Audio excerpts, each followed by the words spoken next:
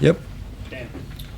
Kenny, how good did you think DeAndre Hunter was? I know what the box score says, but how good did you think he was for you guys today? I was just telling Kobe, everyone's going to talk about kind of the clutch shooting and the big threes, but I thought even, earlier on in the game when DG was struggling, like he just, like you've been saying in your blog or whatever the hell it is, what a Substack, whatever. Like he can go get his own a little bit, and he's got a 2 or 3 dribble pull up, and he carried us in every way. No way we get this win without him.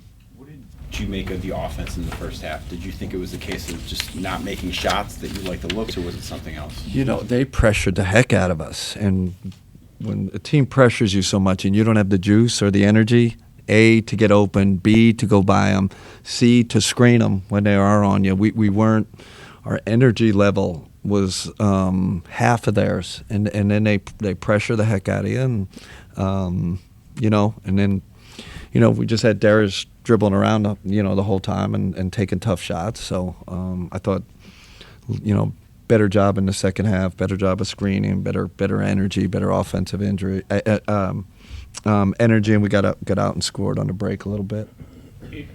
Kenny, you talked about before the game that you didn't have to give them a speech before the game. Was there one? I should have. Next time I will. I don't know. Is this sports psychology, human psychology?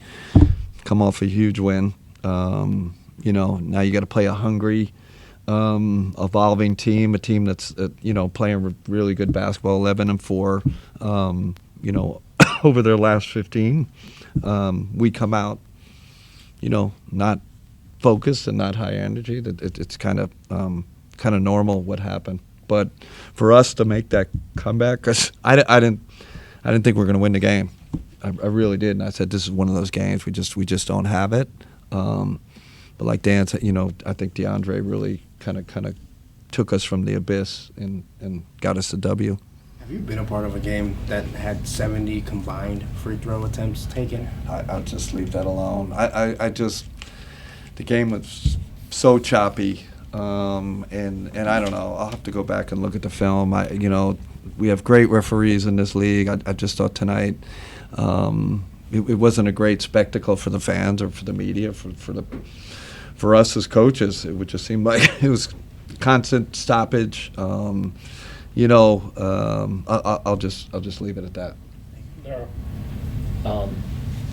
You mentioned you didn't think you were going to win this game. How hard of a win was this, considering you were down 18 in the second half there? You made that big run to get back in it. Just how tough of a win was this for you? Yeah, because we came back a couple times, and then they take it back up. And when you do that, you only have so much energy in a game. So to come back twice, I think that was the third comeback.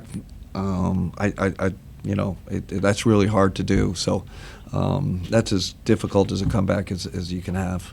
You mentioned you didn't give the speech. Next time you might think about doing that. But just when you have games that don't go as smoothly as you're accustomed to with the way you guys have played at a high level this season, how nice is it to maybe having some teaching tape for your team with a positive result? Yeah, we'll have a lot of teaching tape on that one. I would just say overall we just didn't play well. And forget the energy, right? Execution, offensive execution, defensive execution, switching, rebounding. Gave up some really atrocious offensive rebounds to them. We get a stop. They come in, tip, we don't hit a body. So, we'll learn from it. It'll be a great teaching tape. Mark, is it 2 games in a row now, Coach, where you, before Evan fouled out, closed with DeAndre at the 4 and Evan at the 5, and even for a little bit, I think you went centerless with Dean at the 5. What is it about that pairing in particular, from a defensive standpoint, that you feel like you can sacrifice having Jared on the floor? It's just so hard because teams like this, they downsize.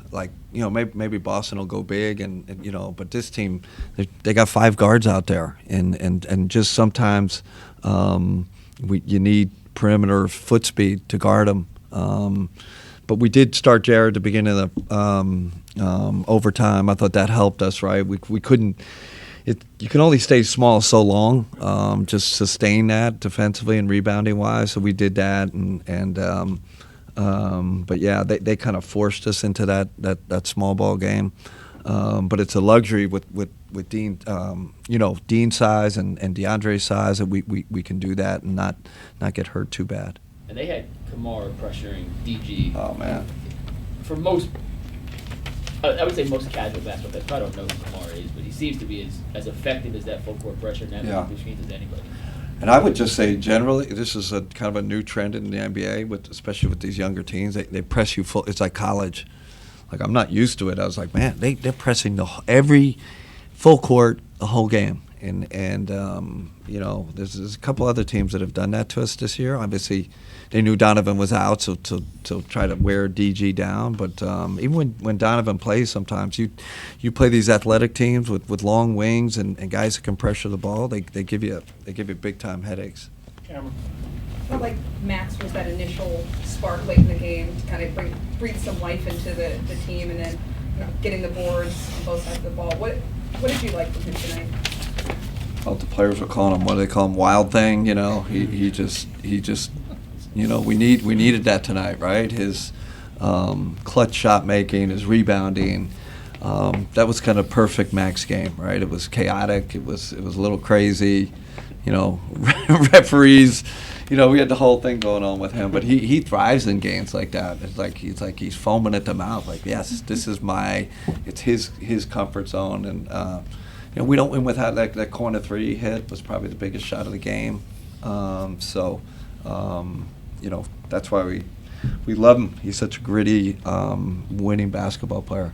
We talk about him so much, but Ty Jerome, how is he being able to be so consistent for you guys off that bench? I don't know. You expect a dip at some point, and he just keeps going. He just keeps going up, and again, no one would expect it. We're finishing games with him. Like I said, probably in the beginning of the year it was not in a rotation, and now he's finishing games. So we needed his ball handling tonight. We needed his moxie, his grit. Someone said he had some outrageous potential assists, 19 potential assists or something crazy. So I could, don't quote me on that, but he's phenomenal. And 6 steals did he have?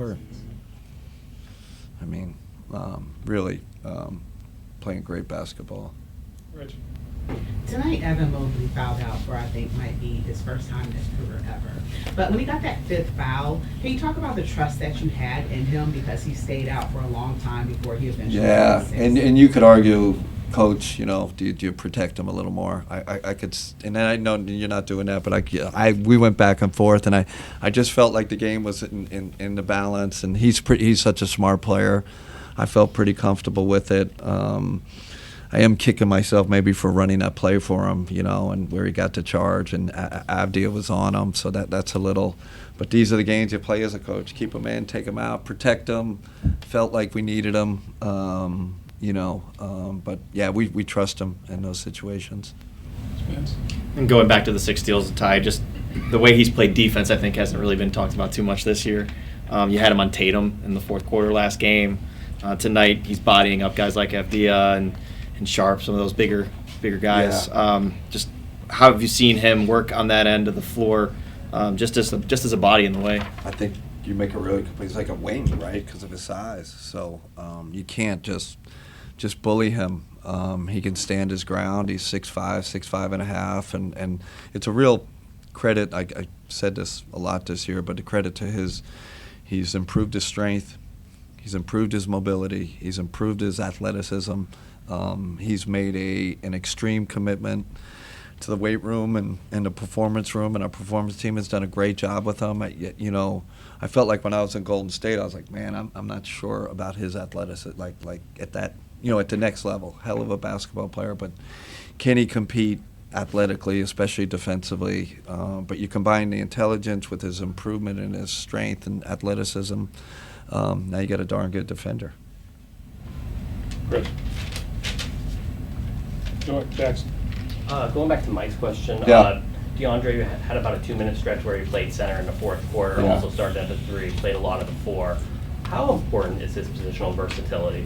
Man, I didn't feel like we're at a deficit with him at the 5, especially they have 5 guards out there. You know, when Klingham was out, Camera's basically at the 5, so I didn't. But like I said, I keep saying 7'2" wingspan, physical, can guard 1 through 5. I don't feel bad when they switch on him. They try to roll him down to the basket. He can play small ball 5 easily, no problem. So you guys were up 3. You decided to foul. Yeah. It came back to bite you to go to overtime. Do you second guess the decision, or do you just trust the process and the numbers? Trust the process, and it's probably on the limit of when you foul. You probably maybe want to clock down a little bit. So I guess the rule is under 10. Like if it's in the, but I felt like because we have a great free throw shooting team, I always feel like DG's 90%. So we're playing the numbers there. Usually he makes 2, and we're off, and we win the game. So I don't regret it. Tim, it's going to wrap for Coach. All right, thanks everybody. Thanks for coming.